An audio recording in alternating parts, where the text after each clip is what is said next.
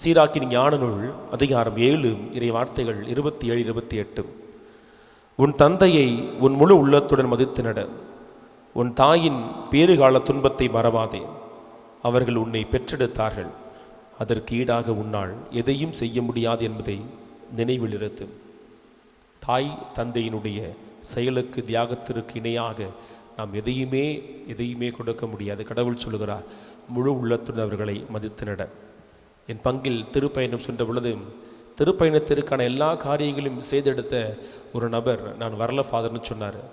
ஏனே வரல பண்ணுறப்ப, இல்லை எல்லாரும் போயிட்டா வீட்டில் அம்மா தனியாக இருப்பாங்க, அம்மாவை கூட்டுவாங்க, இல்லை அம்மாவால் ரொம்ப தூரம் பயணப்பட முடியாது, நான் அம்மாவுக்கு துணையாக இருக்கிறேன்.